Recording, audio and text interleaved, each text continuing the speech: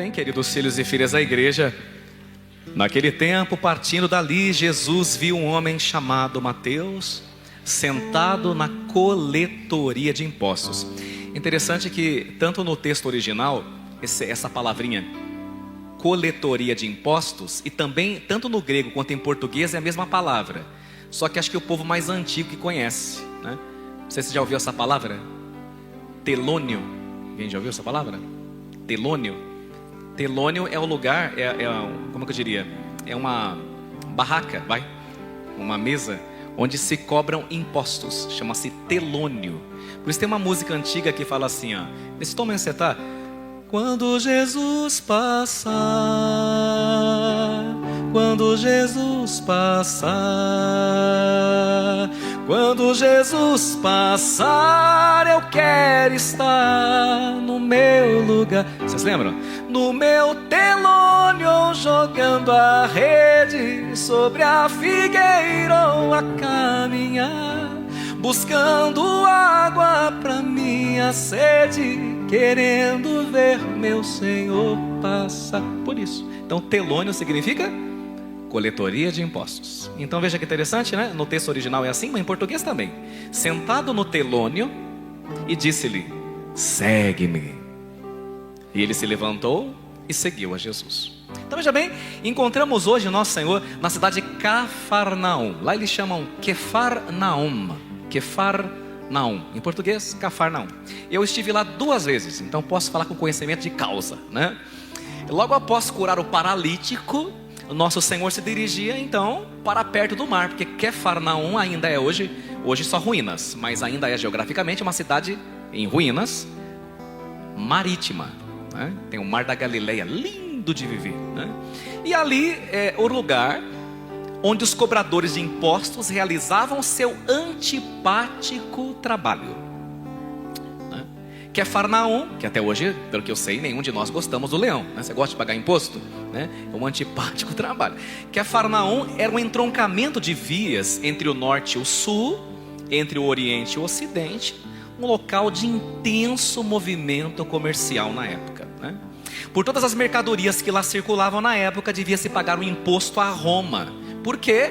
Porque Pompeu, ao conquistar Jerusalém no ano 63 a.C., olha, 63 antes de Nossa Senhora, antes de José, sujeitou toda a Palestina ao Império Romano, causando um mal-estar tremendo. O povo era obrigado, já é ruim pagar imposto, imagine pagar imposto para um país que não é teu, né? Aí piorou. Então esse era o sentimento, né? O mal-estar. Para cobrar tais impostos, os romanos contratavam, dentre os próprios nativos, dentre os israelitas, alguns funcionários, que eram chamados de publicanos. Mas seria interessante a gente entender um pouquinho como que esse publicano, Zaqueu era, Mateus era, como que era essa figura do publicano no tempo dos apóstolos, e eu explico. Um publicano ou coletor de impostos, gente, portanto, trabalhava não para o seu país, trabalhava para os inimigos, trabalhava para Roma, e era considerado, por isso mesmo, um traidor da pátria. Ele era traidor para o povo judeu. Então, é engraçado que o judeu não podia nem conversar com o publicano. Se conversasse, na cabeça deles, estava impuro, estava em pecado. E Jesus almoçando na casa do homem, né? Eles recolhiam os impostos e mandavam para Roma.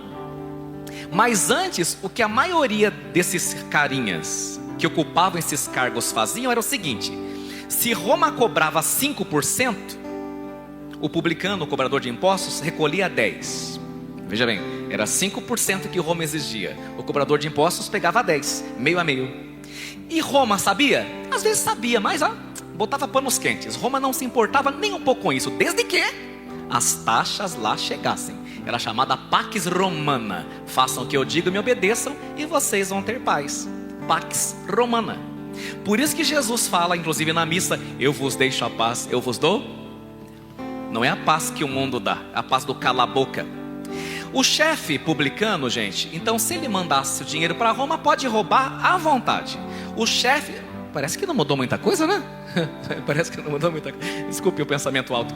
O chefe poderia até ter subordinados, chamados de sublocatários. Não tem uns políticos que fazem um cabide de emprego e eles racham o salário, né? eu vou ter, por exemplo, 5 assessores, né? Aí eu falo, ó, desses 5 assessores, você vai ganhar 3.000, eu emprego você, mais 1.000 você dá para mim por debaixo dos panos. Isso acontece nas câmaras municipais, né? A gente sabe disso. Então, chamados de sublocatários. Então, o publicano tinha sublocatário, olha que coisa. Então, se naquela época você queria xingar, ofender alguém, eu não estou brincando, você falava, seu publicano. Gente, era um xingo que vocês não têm noção. No tribunal, pra você ter uma ideia, quando tinha julgamento, o testemunho de um publicano não valia, porque eles eram considerados profissionais da mentira, gente perdida. E a verdade é que a grande maioria deles preferia o dinheiro ao prestígio e à honra, porque dessa forma que agiam, se enriqueciam rapidamente. E esse era o objetivo de um publicano, pelo menos 99%. Pois bem, Mateus, publicano, hoje é convidado a seguir Jesus. Este verbo seguir era usado nas escolas daquele tempo e indicava não somente que uma pessoa começava a frequentar as lições de um determinado mestre que ganhou fama, mas também assumir totalmente o seu estilo de vida, daquele mestre, daquele rabino, daquele rabi. Aliás, a própria palavra rabi significa meu superior. Era interessante o estilo de seguimento da época. Jesus, para a cabeça deles, era só mais um. Tinha um monte de mestre. E sabe como que era o segmento? O mestre saía de casa, da sua casa, e seguia à frente, montado num cavalo, enquanto que os seus discípulos seguiam a pé e em silêncio, esperando onde ia ser a próxima lição, onde ia ser a próxima prédica, a próxima pregação.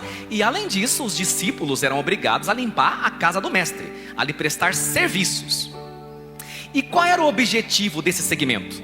O objetivo final era poder um dia se transformar também em rabi, em ser superior, e seguir carreira, sendo honrado e ser servido como seu próprio mestre era em toda a escola rabínica de Israel. Jesus hoje, para Mateus, usa o mesmo verbo, segue-me, mas lhe dá um sentido totalmente diferente. Por quê? Primeiro, porque Jesus não considera seus seguidores servos, que vão fazer a limpeza da sua casa. Ele chama seus servidores de amigos. Um dia ele falou assim, eu já não vos chamo servos, porque o servo não sabe aquilo que faz seu Senhor. Eu vos chamo de amigos, porque vos dei a conhecer tudo quanto ouvi de meu Pai. Se os discípulos eram aqueles que ajudavam a limpeza da casa, não se esqueçam que na quinta-feira santa, quem lava os pés é o ser superior, é o rabi, é o mestre. Coloca-se a serviço de todos. Antes de pedir que seus discípulos o sirvam, é ele quem serve, lavando-lhes os pés. E quanto ao objetivo do seu seguimento, não promete carreira não promete honrarias e glórias nesse mundo, mas convida seus seguidores a abraçar a cruz de cada dia e a segui-lo. E agora podemos ir para as implicações para a nossa vida. É muito interessante que os falsos profetas de hoje, falsos pastores e de todos os tempos prometem uma vida de seguimento de Jesus, onde tudo é bonança e milagres. Mas Jesus não prometeu isso não. Prometeu recompensa? Sim, mas após uma vida de renúncias e sacrifícios por amor ao reino de Deus. Meus filhos e minhas filhas, não se deixem enganar. Tomem muito cuidado com alguns estilos de pregação, quiçá dentro da própria igreja católica. Toma cuidado com esse tipo de pregação que fala, agora que você vai entrar na igreja católica para parar de sofrer. Você vai entrar na igreja católica para ganhar o céu. E a palavra diz, é preciso que passemos por muitos sofrimentos antes de entrar no reino de Deus. Disse, aliás, esse mestre diferente que é Jesus, que o mundo nos odiará por sermos dele. Não disse em nenhum momento que vai ser fácil, mas disse que vai valer muito a pena, que o final é o paraíso, que o final é a vida eterna. Disse um pouquinho antes de ir embora, de apagar o círio pascal, que no mundo nós teremos aflições, mas que venceremos. E a verdade então é que se você encontrar neste mundo um caminho que não apresente nenhum obstáculo, ele provavelmente também não te levará a lugar nenhum. Porque como dizia Santa Teresa d'Ávila, é justo que custe muito aquilo que muito vale. Seguir Jesus é viver, portanto, o que ele viveu. Há glórias, sim, e muitas, mas antes da glória virá sempre a cruz. E junto da cruz, as humilhações, as ingratidões e as incompreensões. Por isso mesmo, a segunda implicação: a semelhança do chamado de Mateus, a resposta a esse chamado de Jesus deve ser firme e decidida, porque Jesus não está a fim de contratar freelancers. Jesus não trabalha com freelancers. Jesus não quer funcionários de meio expediente. Jesus não quer quem vem à missa só quando lhe dá na telha, em 7º dia, ou quem sabe em casamento, ou num batizado. Jesus não quer gente com os pés em 2 canoas, que acende uma vela para Deus e outra para o diabo. E nem quem queira manter laços com a vida passada. Para Jesus ou é tudo ou nada. Seguidor meio expediente, gente vida dupla, que é uma coisa na igreja e outra coisa no casamento, outra coisa lá fora, no trabalho, na viagem, Jesus não quer e dispensa, porque Jesus quer, a exemplo de Mateus, gente comprometida. E aqui eu me lembro de uma coisa interessante, né? Na história da humanidade. Eu nunca mais me esqueci quando escutei isso de um bispo velhinho. Eu falei, fui confirmar e é verdade. Vocês sabem que Hernán Cortés, vocês se lembram quem foi Hernán Cortés? Alguém se lembra não, nas aulas de história? Eu ouvi por aqui. Que ele foi o conquistador? El conquistador? Espanhol, exato. E conquistou que país? El México. Hernán Cortés, quando chegou com seu exército no México, né, para conquistar as novas terras, por isso que no México se fala espanhol, né? Interessante esse dado da história. Eu não estou contando isso para justificar a colonização. Estou contando para você ver que ensinamento interessante. Quando Hernán Cortés chegou com seu exército, era um exército bom. Aí vinham alguns navios, né? Não sei quantos navios, não me lembro. Se eram 4 ou 5 navios. E aí, quando eles viram os índios astecas, mas eram milhares e milhares de índios astecas ferozes olhando para eles. Naquele momento, o grupo de astecas era infinitamente superior ao exércitozinho de Hernán Cortés. Hernán Cortés, como um bom líder, não estou justificando o que ele fez, mas como um bom líder, um cara de perspicácia, percebeu que os soldados amarelaram. Naquela hora que ele percebeu, agora ou a gente morre ou a gente vence, Hernán Cortés falou: botem fogo nos navios, queimem os navios. Aí a turma disse: desculpa, capitão, a gente não entendeu muito bem. Queimem os navios. E aí um rapazinho falou: mas se queimar não tem como voltar. Falou: nós não viemos aqui para voltar. Nós viemos aqui para vencer ou vencer. Porque fracassar para nós não é uma faculdade, não é uma opção, não é uma possibilidade. Bem, não estou justificando o que aconteceu.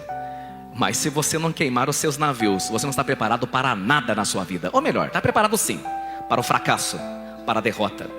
Quem são os navios aqui? São os meios que nos levam à conquista, mas são também meios que nos podem trazer de volta à vida velha.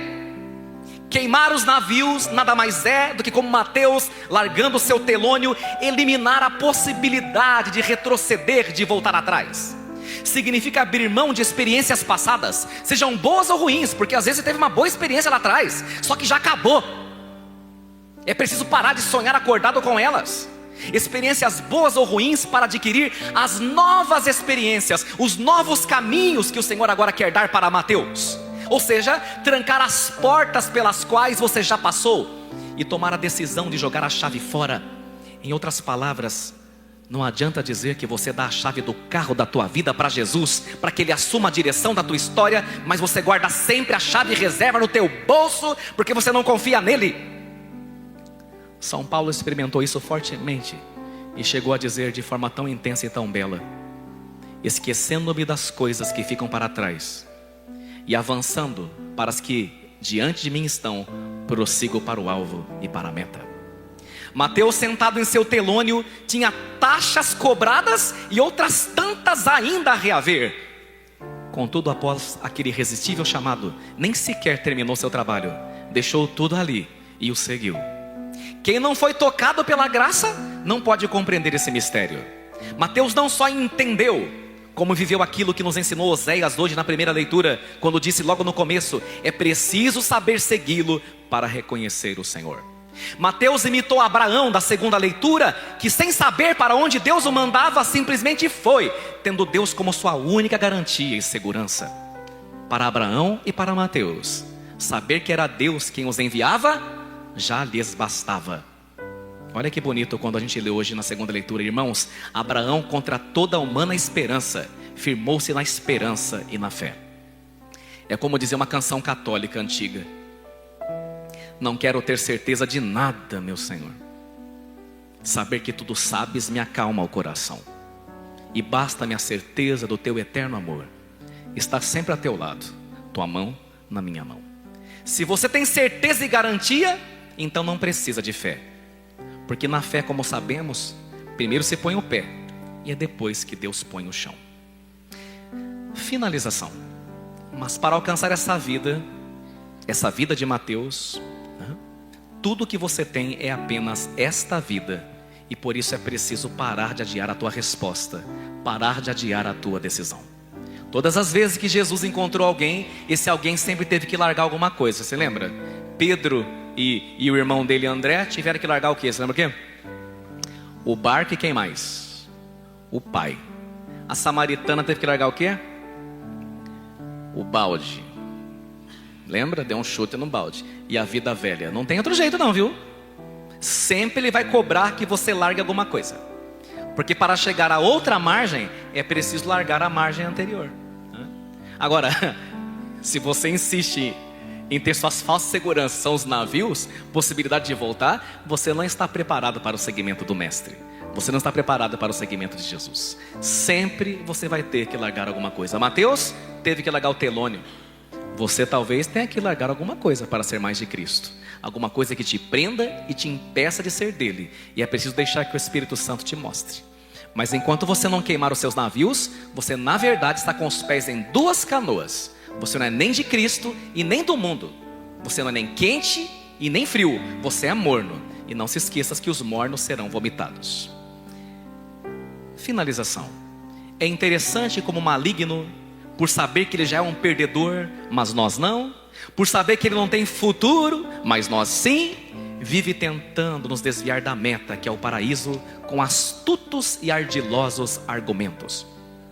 Quando somos crianças, o demônio diz: cedo demais para se pensar em Deus. Não vamos levar a criança à igreja não, porque vai atrapalhar as pessoas e a turma vai olhar para ela com cara feia quando ela começar a chorar.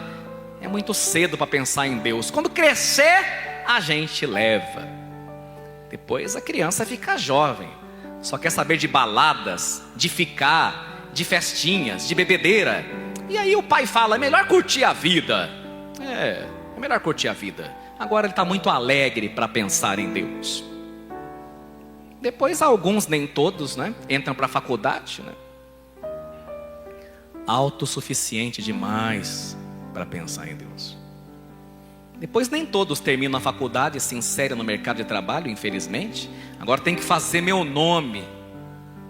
Ocupado demais para pensar em Deus. Já velho e cansado, veio a dor das pernas.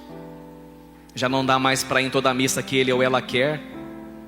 Cansado demais para pensar em Deus. E depois, morto num caixão. Aliás, hoje faleceu uma senhora daqui, né? Levado à igreja pelos outros, já que a vida inteira não foi por conta própria, agora vai carregado. Só que agora vai para a morte eterna, para o fogo que não se apaga, porque agora é tarde demais para se pensar em Deus. Tome muito cuidado, Mateus, dos nossos tempos. Tome muito cuidado com o depois, viu? Depois o café esfria. Café depois se esfria é ruim pra caramba, né? Dá para requentar, mas nunca é a mesma coisa. Depois a prioridade muda.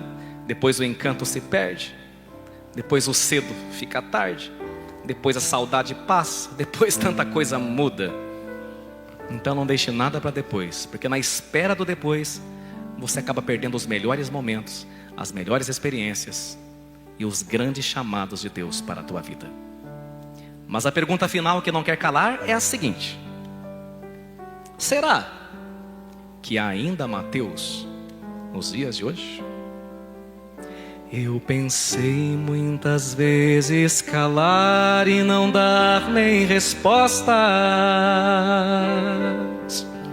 Eu pensei na fuga, esconder-me, ir longe de ti.